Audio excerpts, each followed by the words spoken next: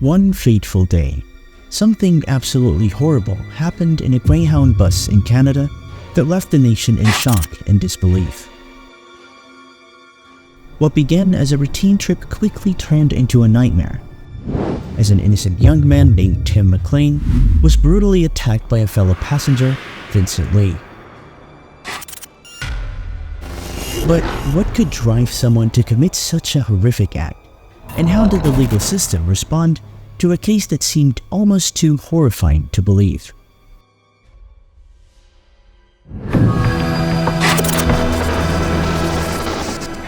I was just reading a book. All of a sudden I heard a guy screaming. I turned around and the guy sitting right next beside me was standing up and stabbing another guy with a Rambo knife.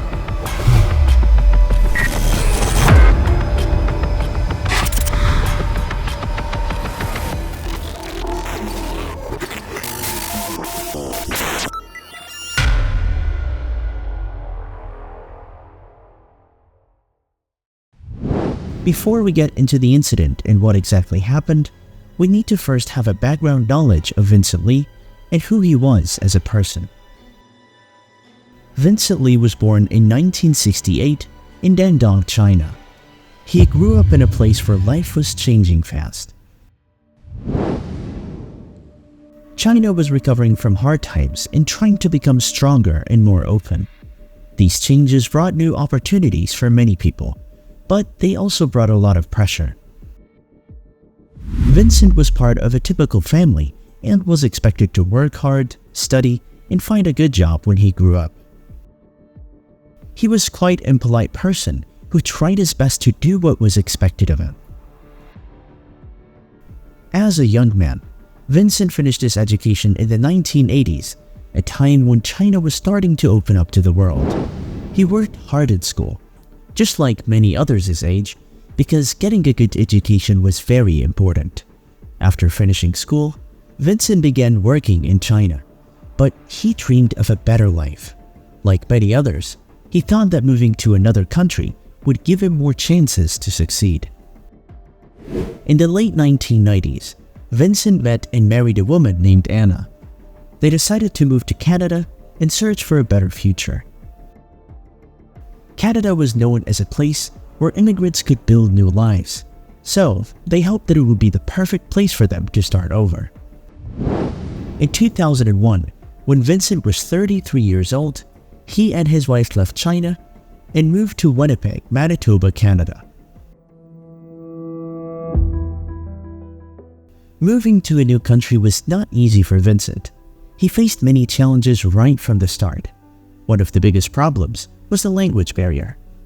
Vincent spoke very little English, which made it hard for him to communicate and find a good job. This made him feel lonely and isolated, as he could not easily connect with the people around him.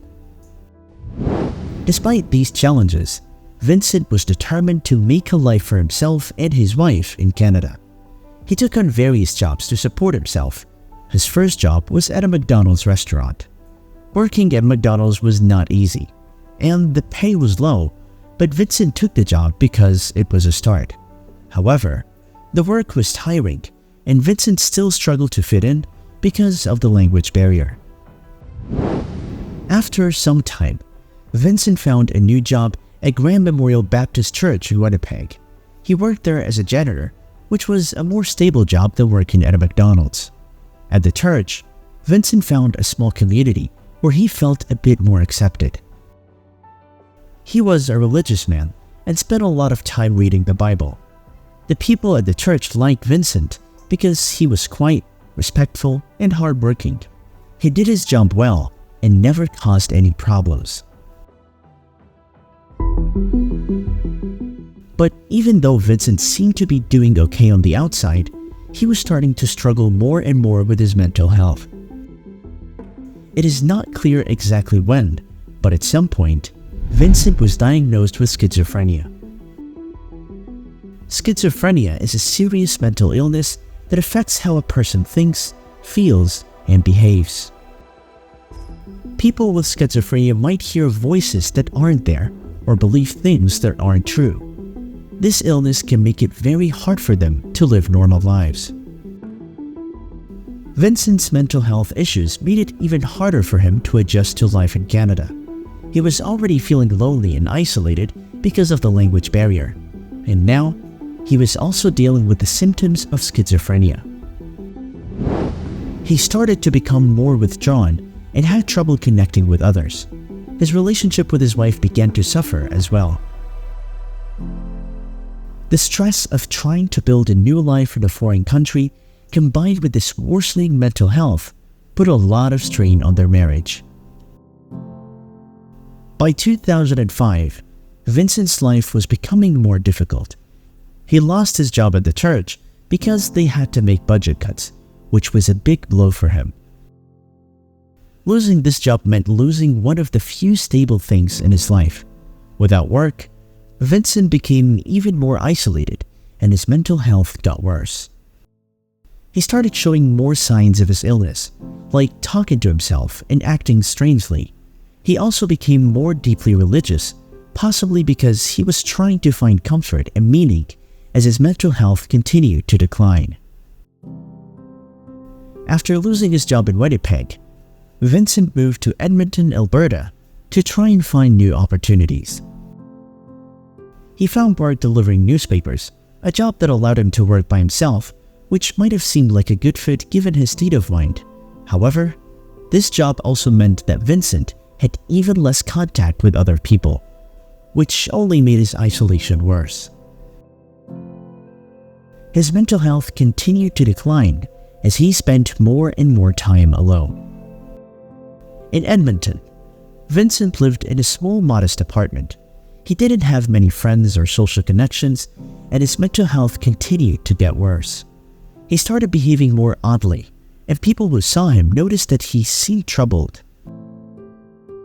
He would talk to himself and sometimes seemed very confused or paranoid. He began to believe that people were watching him or trying to harm him, which are common symptoms of schizophrenia. Despite all these warning signs, Vincent did not get the help he needed. He had seen a few doctors, but he did not receive regular treatment for his illness. There are many reasons why someone might not get the help they need, especially when dealing with mental illness. Sometimes, people do not realize how serious their condition is. Other times, they might be afraid to seek help because of the stigma around mental illness. In Vincent's case, it seemed that he did not have a strong support system to help him navigate the mental health system, and he was left to deal with his illness on his own. By 2008, Vincent's life was in a very bad state. He was unable to keep a steady job, and his marriage had effectively ended. His mental health was worse than ever, and he was spending much of his time traveling around the country, taking whatever jobs he could find. He would often travel by bus, moving from place to place, but never staying anywhere for too long. These travels were likely a sign of how lost and disconnected he felt. He seemed to be searching for something, but it's unclear if even he knew what that was. On July 30th, 2008, Vincent Li got on a Greyhound bus in Edmonton, Alberta. The bus was traveling to Winnipeg, Manitoba. This was a long trip that would take many hours. Vincent Li was a quiet man. He was not bothering anyone and seemed to be minding his own business. He had gotten on the bus with a ticket just like everyone else. He was carrying a backpack, a plastic bag, and a knife in his jacket pocket. At first, Vincent Li sat near the front of the bus, away from most of the other passengers. He spent his time looking out the window and keeping to himself. After a few hours, the bus stopped for a break near Erickson, Manitoba. Everyone got off the bus to stretch their legs, use the bathroom, and get some fresh air. When it was time to get back on the bus, Vincent Li moved to a seat near the middle. He sat down next to a young man named McLean.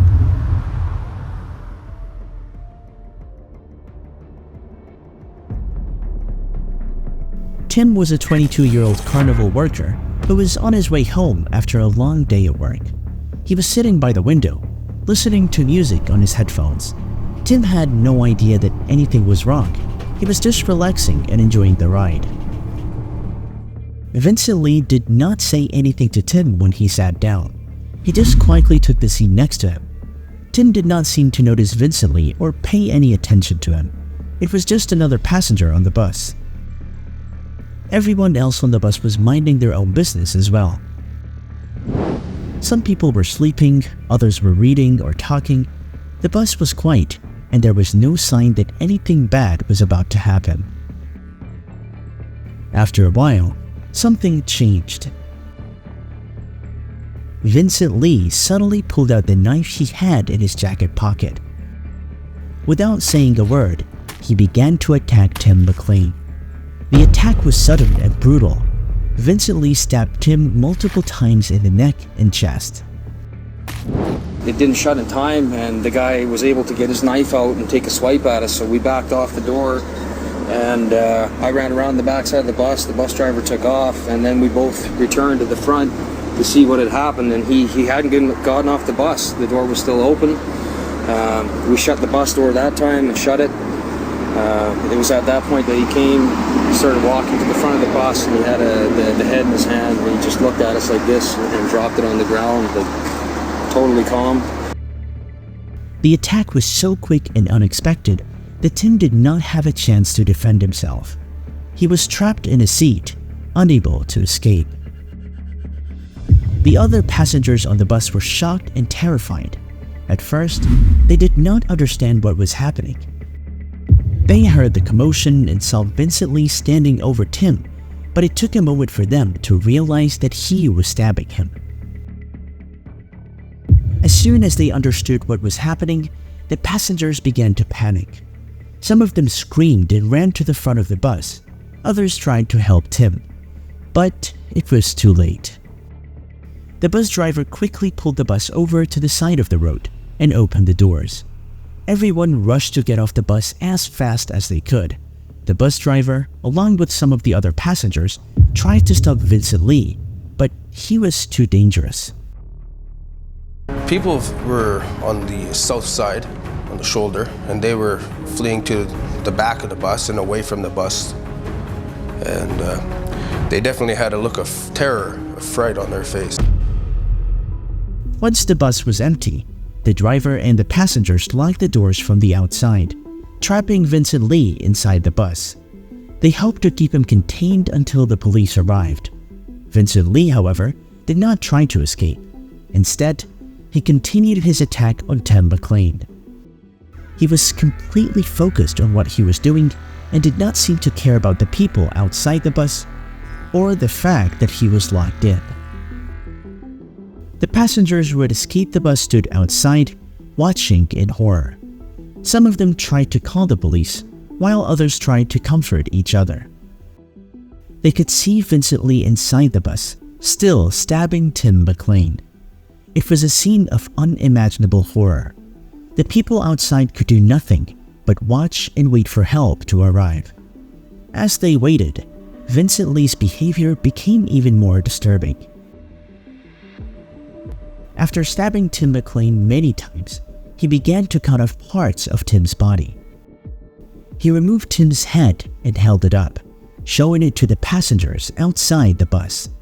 This act shocked and terrified everyone. It was something that no one could have imagined. Vincent Li continued to mutilate Tim's body, cutting off other parts and placing them in plastic bags. The police arrived at the scene about 20 minutes after the attack began. They quickly set up a perimeter around the bus and tried to assess the situation. They could see Vincent Li inside the bus, but they did not know how dangerous he was or if he had any other weapons. The police tried to talk to Vincent Li, asking him to come out of the bus peacefully. But he ignored them.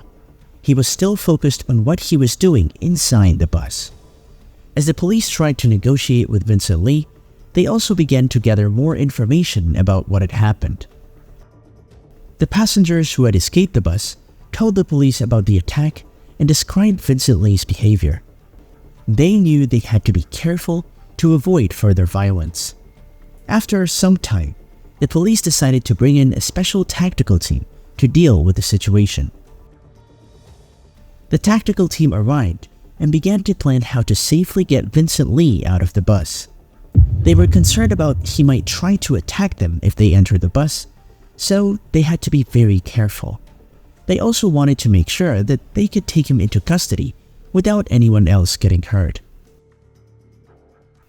While the tactical team was preparing, Vincent Li began to do something even more shocking. He started eating parts of Tim McLean's body. The passengers and police outside the bus were horrified. They could see Vincent Li through the windows, and they could not believe what they were seeing. It was a scene of pure horror, unlike anything they had ever witnessed. The standoff between Vincent Li and the police lasted for several hours. During this time, Vincent Li continued to act in a very strange and disturbing way.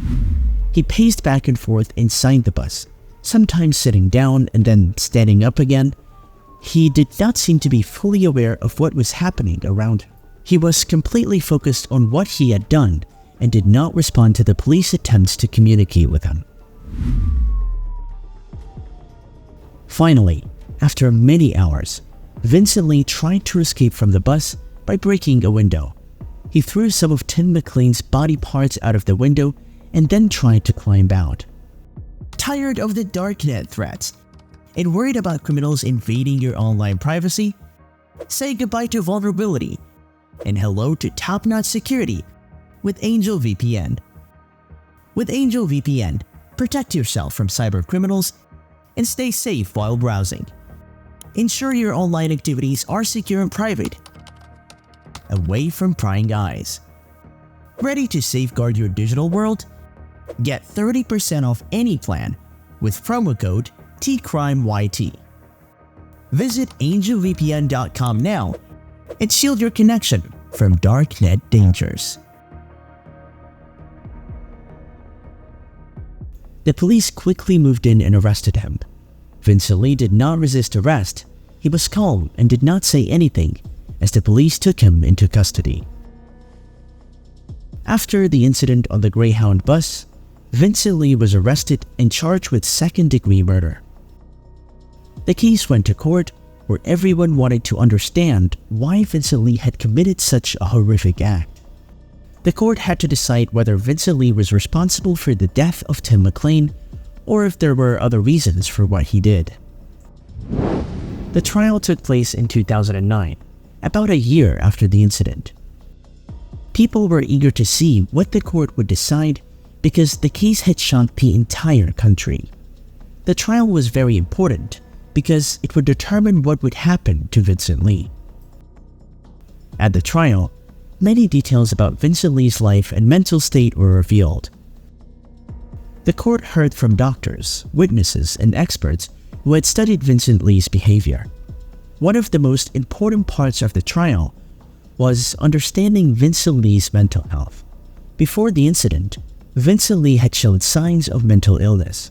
He was diagnosed with schizophrenia, a serious mental disorder that affects a person's thoughts and behavior.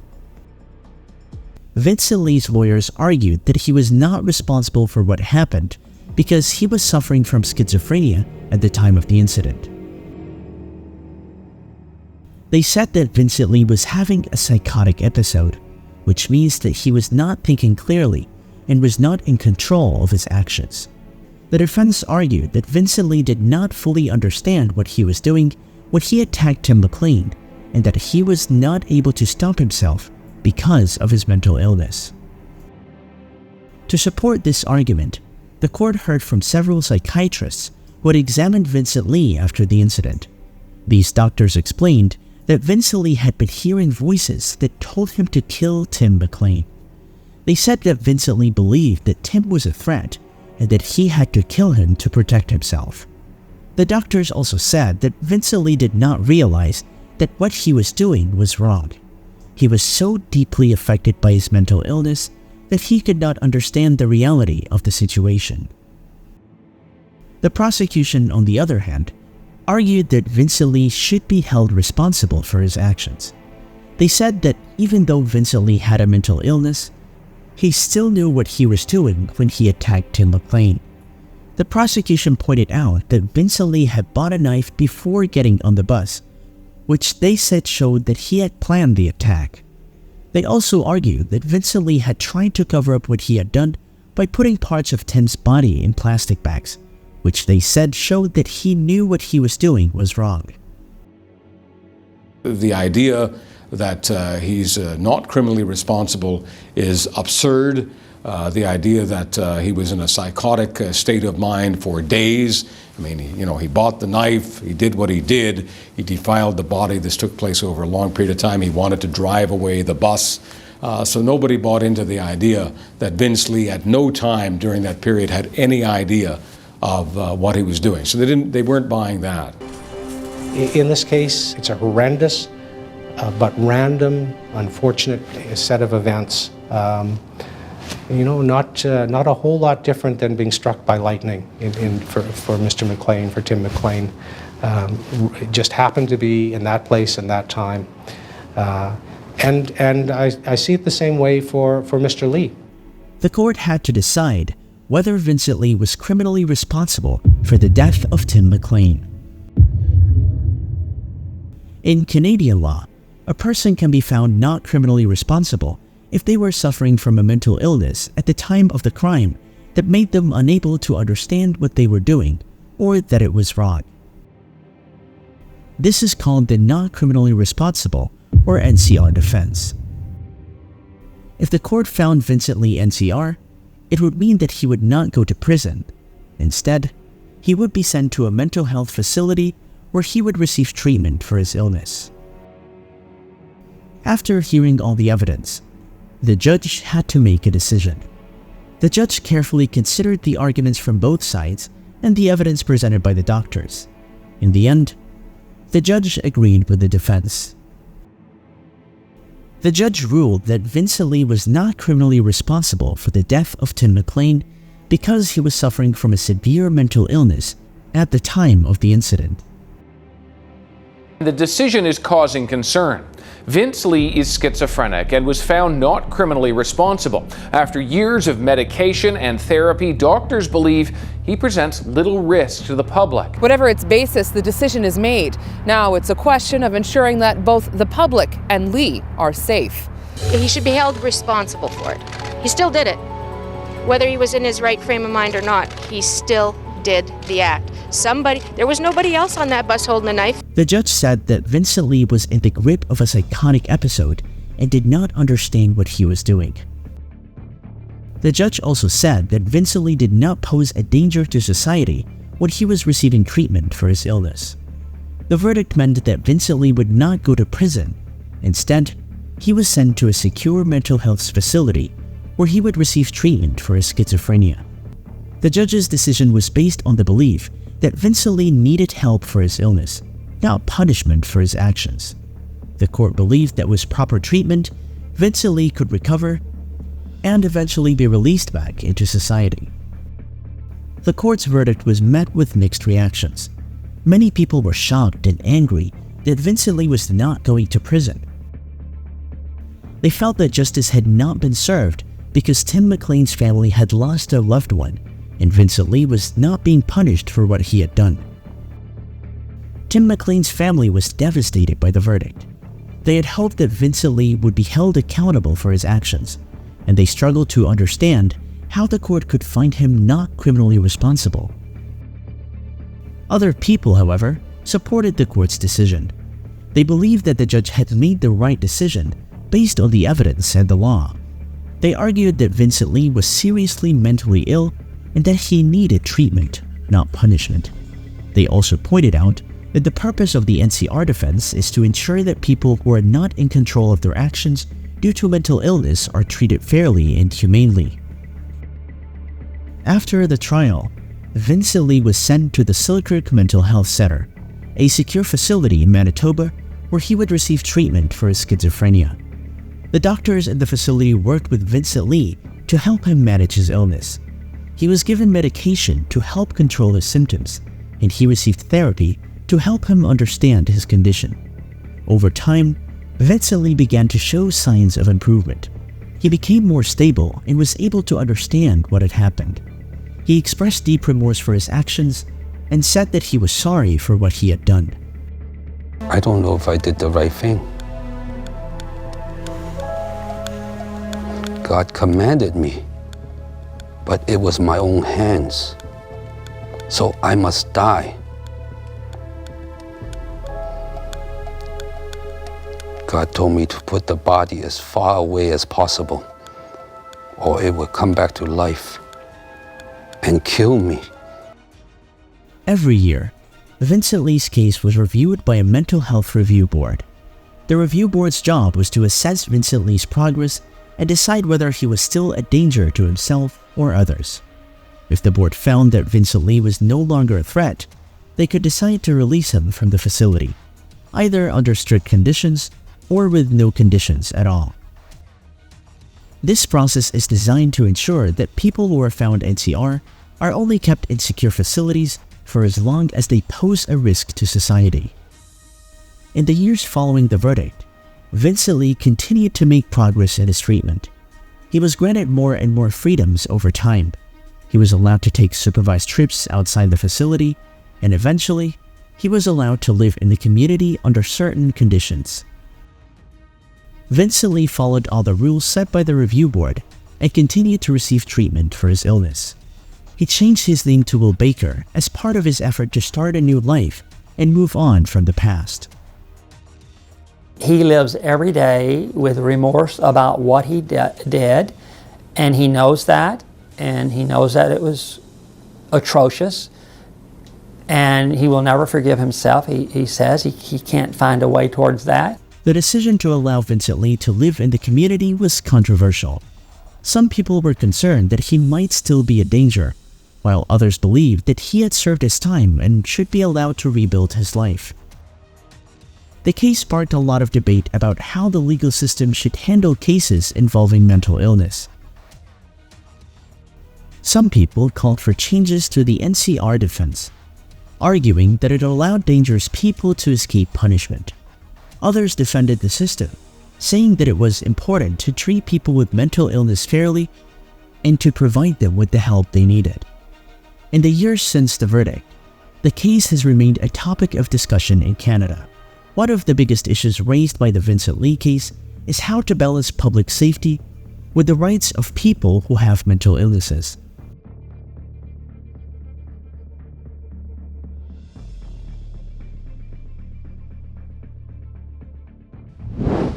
However, this can be hard for the public to accept, especially in cases like Vincent Li's, where the crime was very violent and shocking. Another issue is the stigma surrounding mental illness. Many people do not understand mental illnesses like schizophrenia, which is what Vincent Li was diagnosed with. They might be afraid of people with mental illness or think that they are dangerous. This stigma can make it harder for people with mental illness to get the help they need. It can also make it harder for the legal system to treat people with mental illness fairly. When people do not understand mental illness, they might think that the NCR defense is just an excuse to avoid punishment, rather than a recognition of a serious medical condition. The Vincent Li case also showed the importance of early intervention in mental health. Vincent Li had shown signs of mental illness before the incident, but he did not get the help he needed. If he had received treatment earlier, the tragedy on the Greyhound bus might have been prevented. This raises questions about how society can do a better job of identifying and helping people with mental illness before they reach a crisis point. There are also concerns about what happens to people who are found to be NCR after they receive treatment. In Vincent Li's case, he was eventually allowed to live in the community under certain conditions. Some people were worried that he might still be dangerous, even though he had received treatment and was taking medication. This raises questions about how to make sure that people who are found NCR are safe to be in the community, and how to protect the public while also respecting the rights of people with mental illness. The Vincent Li case also led to changes in the law in Canada. In 2014, the government passed the Not Criminally Responsible Reform Act. This law made it harder for people found NCR to be released from secure facilities. However, some people worried that the law might make it harder for people with mental illness to get the help they need, or that it might lead to them being kept in secure facilities for too long. Overall, the Vincent Li case brought attention to the complex relationship between mental health and criminal justice. It showed that there are no easy answers when it comes to dealing with cases where mental illness plays a big role. It also highlighted the need for better mental health care, more understanding of mental illness, and a legal system that can balance the needs of public safety with the rights and treatment needs of people with mental illness. In the end, the case of Vincent Li serves as a reminder of the importance of understanding and addressing mental health issues before they lead to tragedy.